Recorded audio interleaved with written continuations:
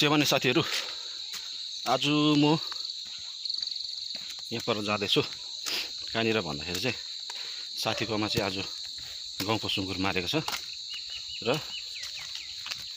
सुँगुर मारेकोमा जाँदैछु। साथीले आधा केजी पनि लैजान भन्दै थियो, त्यही भएर चाहिँ त्यहाँनिर जाँदैछु सुँगुर मारेकोमा। मेरो गाउँघर चाहिँ यस्तो छ। सुँगुर चाहिँ यहाँ पर मार्दैछ केटाहरूले।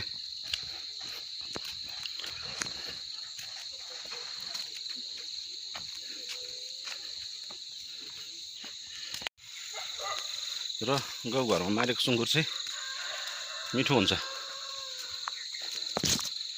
लोकल सुँगुर मिठो हुन्छ गाउँघरमा मारेको चाहिँ। र सुँगुर मार्दैछ केटाहरूले। अब गएर देखाउँछु है तपाईहरुलाई।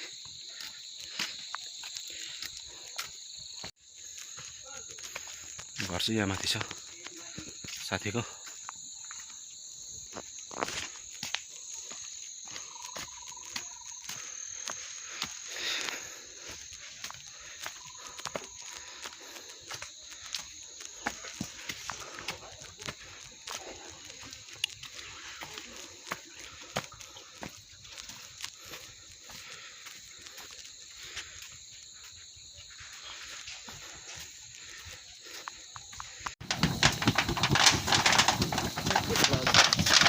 गाउँले सुँगुर हो अन्त।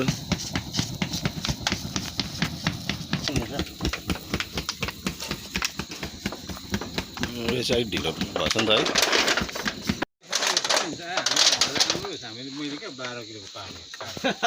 12 महिना होइन।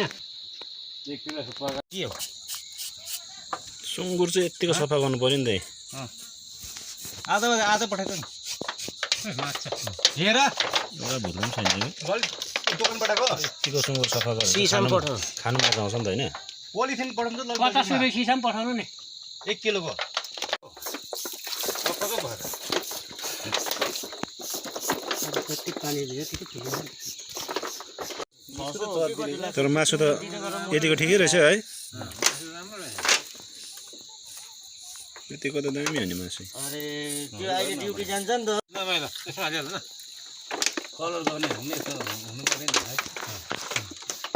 अझै हामीले चोरेन पो। अझै हामीले त माया गरेर ल्याएको मेरो त्यो अलग हाल न गर्दनबारी घाउ त्यो। हो त्यो अलग राखेर एउटा सक्यो। अब यहाँ एउटा छ बनाउनु पर्ने।